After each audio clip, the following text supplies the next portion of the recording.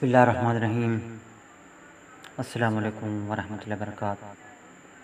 سامعین معظم، سلسلہ آپ سماعت فرما رہے تھے میرے زبانی کہ ہم کو کیسی گھٹی پلائی جا رہی ہے یا پلائی گئی ہے، کیسے کیسے الفاظات ہمارے ذہنوں میں ڈالے گئے ہیں، ڈالے جا رہے ہیں، سنوائے جا رہے ہیں، لکھے جا رہے ہیں، پڑھوائے جا رہے ہیں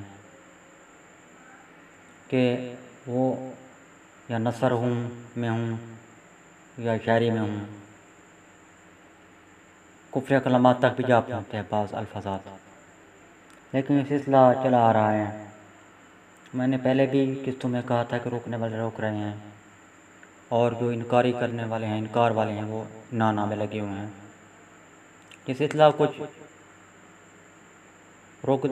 سٹاپ ہو گیا تھا، رک گیا تھا۔ اس کی وجہ یہ تھی کہ دیگر سلسلے آ گئے ہیں، ان کو جاری رکھنا بھی ضروری تھا موقع کی مناسبت سے۔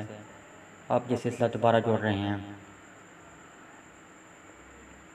سامعین معظم، ایک دن ہوا یہ کہ ایک اللہ والے کا عرس تھا، تو کچھ دوست احباب آئے ہوئے تھے، کچھ دور دراز سے بھی آئے ہوئے تھے، کچھ قریب و جوار سے آ گئے کہ جی آپ جو ہے نا قوالی سننے چلتے ہیں۔ یہ ٹھیک ہے، چلتے ہیں۔ میں بھی ساتھ ہو لیا، ان کو میرے پاس تشریف لائے تھے، میرے مہمان بن کر آئے تھے، تو میں ساتھ ہو لیا۔ اب ہم جو ہے نا وہاں پر پہنچ گئے جہاں پر محفل سماع ہو رہا تھا۔ قوال بڑے زور و شور سے ہل کر رقص کے انداز میں جو ہے نا، رقص کے انداز میں وہ قوالی پڑھ رہا تھا۔ سارے جھوم رہے ہیں، نوٹوں کے برسات ہو رہی، جیسے میں نے پہلے عرض کی کہ سننے والے تو الا ماشاء، وہ بس سر ڈھونڈتے رہتے ہیں۔ اس طرح ہو رہا تھا۔ تو میں جو ہوں نا، خاص کر یہ شاعری سنتا ہوں یا پڑھتا ہوں، اس پر ان کے الفاظ پر غور کرتا ہوں کہ کہیں ایسے الفاظ میرے منہ سے نہ نکل رہے ہیں، یا میں سن رہا ہوں ہاں میں ہاں نہ ملا دوں، کیونکہ ہاں میں ہاں ملانے والا بھی مجرم ہے۔ ہاں میں ہاں ملا دی جس نے کہہ دیا تو وہ مجرم بن گیا۔ جس نے امن نہ کر دیا ان باتوں پر، یہ ٹھیک کہنے والا ٹھیک کہہ رہا ہے تو وہ بھی جواب دہ ہے۔ اچھا، تو وہ کہہ رہا تھا، میں ان کے الفاظات پر توجہ کیے ہوئے تھا۔ میں نے ایک پرچی لے کر دی قوال کو کہ جناب والا جب آپ سمجھ سے فارغ ہو جائیں تو مجھ سے ملیے گا، مجھے آپ سے ضروری کام ہے۔ پھر محفل سماع اختتام پذیر ہو گئی۔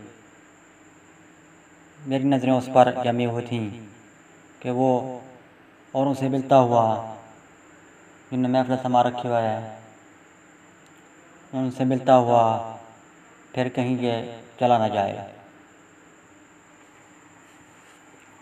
میں نے اپنے دو شاگرد اس کے پیچھے لگائے کہ یہ جو میرے مہمان ہیں نا، یہ چاہتے ہیں کہ صاحب مزار کی دربار کے اندر جائیں، وہاں پر قرآن شریف پڑھیں، بزرگ کو ایصال ثواب کریں۔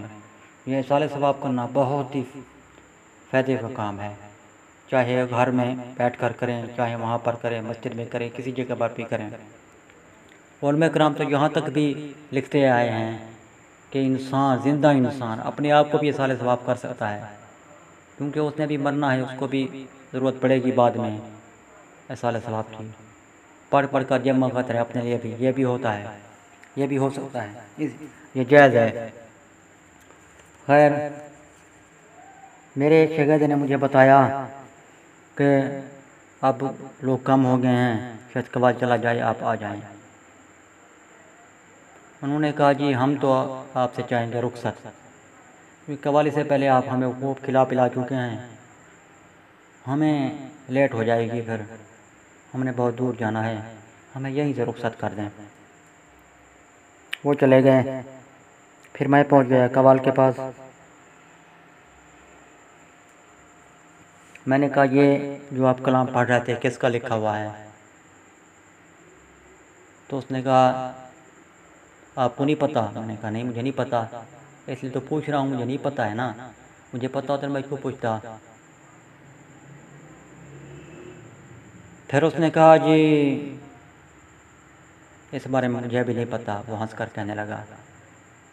پھر میں نے کہا اللہ کے بندے جو کلام آپ پڑھ رہے تھے، آپ نے اس پر خود کبھی اکیلے میں غور کیا، آپ کیا پڑھ رہے تھے؟ تو اس نے کہا میں تو بالکل ٹھیک پڑھ رہا تھا، عین شریعت کے مطابق ہے جو میں پڑھ رہا تھا، آپ کو نہیں پتا۔ میں نے کہا وہی تو کہہ رہا ہوں، مجھے نہیں پتا نا، آپ نے اوروں کوئی اصلاح نہ فرمائی ہوگی، نہ فرمائیں بھرے مجمع میں، آپ نے جو کہہ دیا میری اصلاح فرما لیں، چلو میں غلطی پر ہوں نا، میں غلطی پر ہوں۔ تو اس نے کہا جی نہیں نہیں میں کچھ نہیں کر سکتا ہوں، میں قابل ہوں، میں یہ نہیں کروں گا تو میں یہ وہ بیچ کا راستہ تلاش کرنے لگا۔ تو اس کا ایک شاگرد تھا یا اس کا کوئی ساتھی تھا، وہ ادھر ادھر بھاگتے ہوئے ہیں، ایک اہل علم کو لے کر آیا، یعنی کہ میں قدر کرتا ہوں اہل علم کی، کیونکہ میں ان کے پاس پڑھتا رہا ہوں، وہ بڑے اہل علم تھے جو جن کو وہ لے کر آیا۔ وہ لے کر آیا کہ ایک آدمی ہے غالباً کسی اور مسئلہ کا دیوبندی وغیرہ لگتا ہے، ہمیں چھیڑ چھاڑ کر رہا ہے، آئیں ہمیں بچائیں۔ جب وہ میرے قریب آئے وہ استاد محترم، تو انہوں نے مجھے دیکھا تو میرے ادب احتراماً محبتاً عقیدتاً میں نے ان کا ہاتھ پکڑا، تو انہوں نے میرے ہاتھوں کو چوما اور مجھے کافی دیر تک گلے لگائے کھڑے رہے۔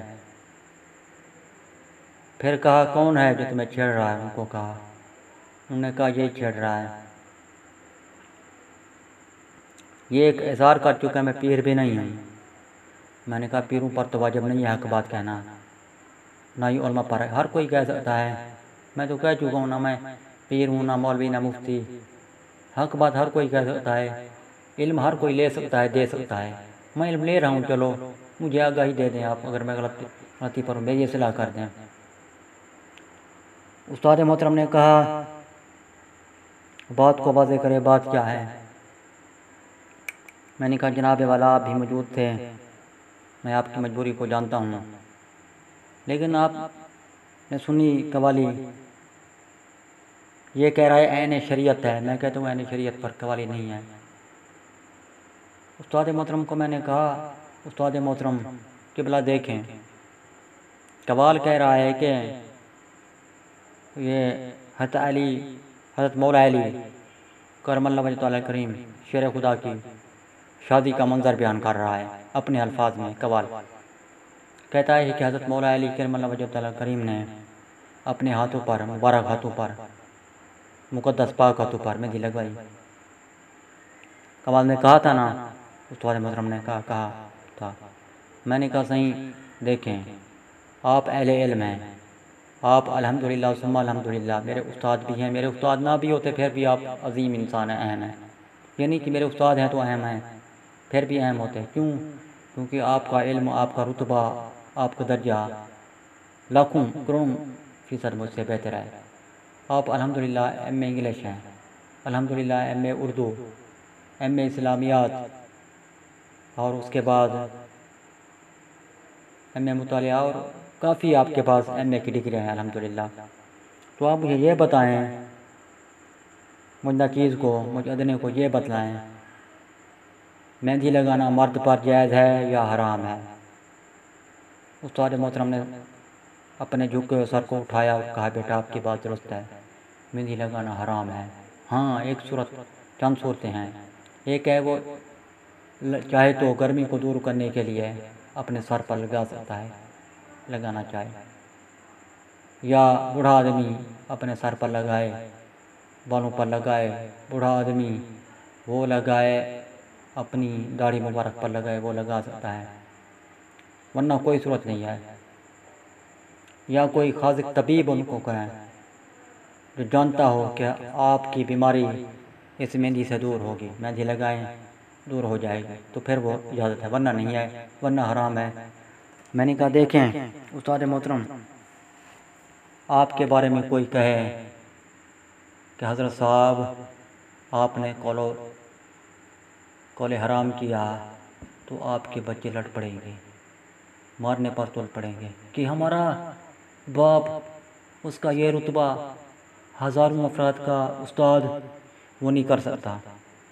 اب یہ قوال کہہ رہا ہے حضرت علی کرم اللہ وجہ نے خلاف شرع کام کیا، اس پر تہمت لگا رہا ہے مولا علی کرم اللہ وجہ کریم پر۔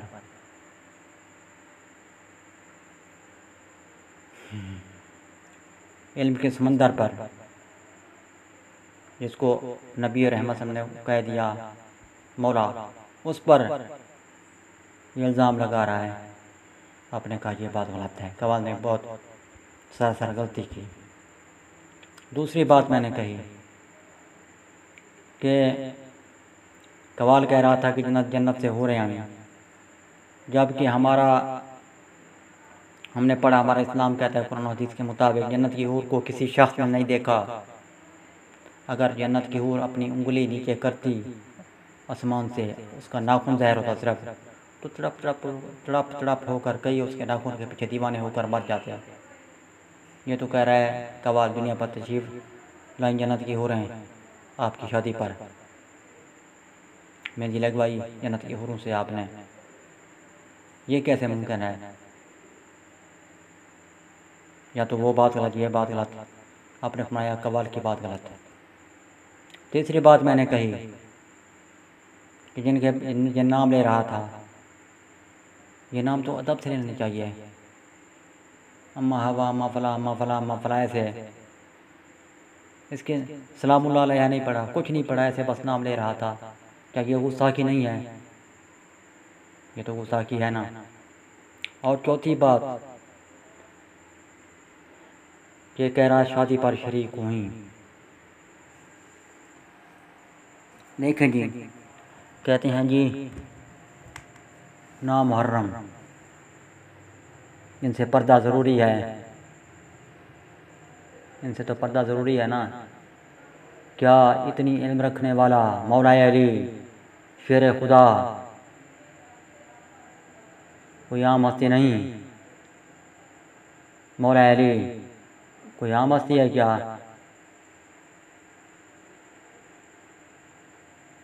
داماد رسول صلی اللہ علیہ وسلم، رسول صلی اللہ علیہ وسلم کے داماد، کیا وہ غیر محرم جن سے پردہ شرعی پردہ جائز ہے، کیا ان کو وہ دیکھتے ہیں؟ یہ تہمت نہیں ہے، یہ الزام نہیں ہے کہ کیا آپ ایسا کر سکتے ہیں کہ آپ کسی کو تک جھانک کریں؟ استاد محترم نے کہا نہیں، آپ کے بیٹے نہیں، شرعن خلاف ورزی ہے تو قوال تو کہہ رہا ہے، الزام تو لگا رہا ہے، الزام میرے پر نہیں۔ میں نے کہا استاد محترم یہ کس پر؟ نماز رسول پر الزام لگا رہا ہے قوال۔ استاد محترم نے کہا آپ کی باتیں درست ہیں، کاپی لاؤ۔ ڈائری تھی یا کاپی تھی یہ مجھے یاد نہیں ہے، وہ لائی اس نے، آپ نے کہا اس پر کاٹے لگاؤ۔ قوال نے کاٹے لگائے، آپ نے کہا آئندہ یہ کلام نہ پڑھا کرو، یہ سراسر غلط کہہ رہے ہو، تم الزام لگا رہے ہو۔ یہ بات آئی چلی گئی، یہ بات مجھے اس لیے یاد آ گئی، پھر ایک یوٹیوبر بھائی اللہ اس کو ہدایت دیں، اس نے یہ قوالی لگائی ہوئی تھی، تو مجھے یاد آ گئی کہ وہ کہیں سے قوال کی قوالی بھر کر آیا یوٹیوبر بھائی، اس نے لگا دی اور چل رہی ہے، لوگ واہ واہ کہہ رہے ہیں، اور وہ یعنی کہ حمایتی بنتے جا رہے ہیں قوال کے، قوال صحیح کہہ رہا ہے، اور معاذ اللہ ثم معاذ اللہ الزام لگاتے جا رہے ہیں مولا کائنات پر کہ مولا کائنات غیر شرعی کام کر رہے تھے، مولا کائنات نے غیر شرعی کام کیا ہے۔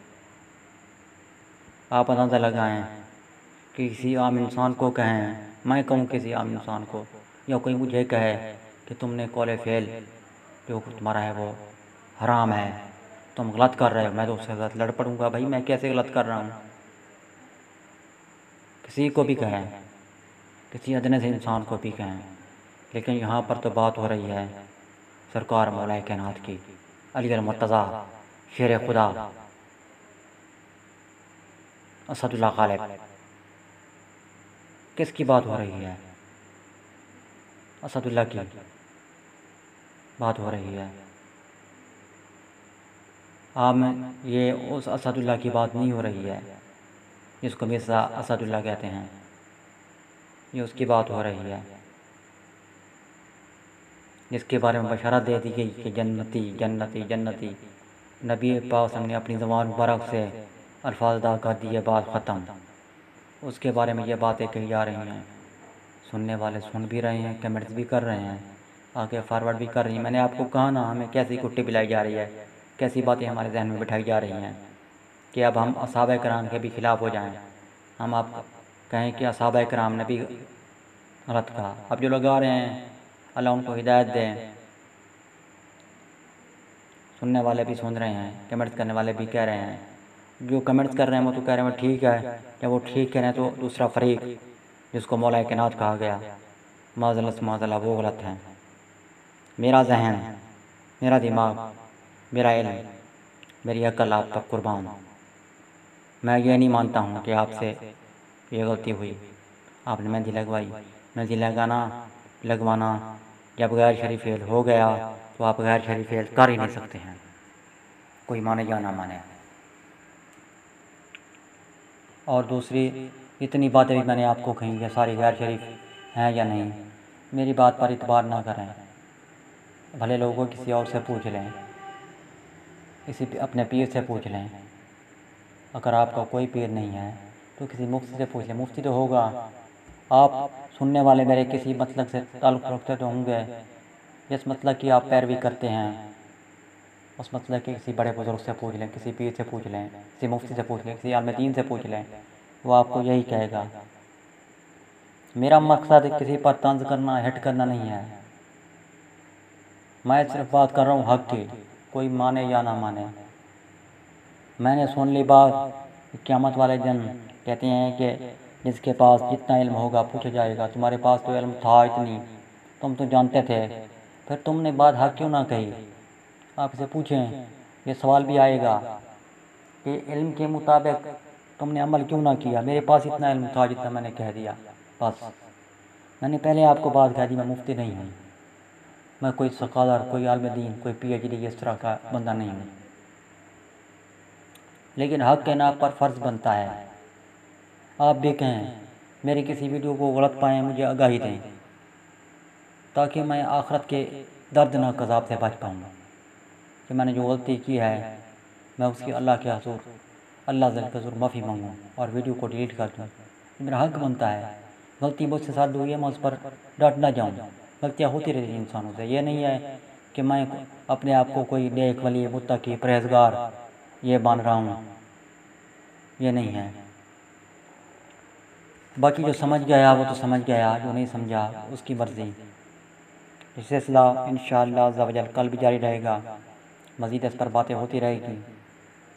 اس پر مجھے کمنٹ ضرور کیجیے گا کہ آپ کس طبقے کے حامی ہیں، آپ کس بات کو مانتے ہیں۔ اپنے علماء کرام سے، اپنے بزرگان دین سے پوچھ کر بھی کمنٹ کر سکتے ہیں، جیسے آپ کی مرضی کمنٹس کیجیے اور اس کے بعد لائک کیجیے، اس کے بعد دل کرے تو فارورڈ کر دیجیے، کیونکہ اچھی بات کو آگے پھیلانا صدقہ جاریہ ہے۔ بات لمبی ہوتی جا رہی ہے، کل تک مجھے اجازت، اللہ حافظ، پاکستان زندہ۔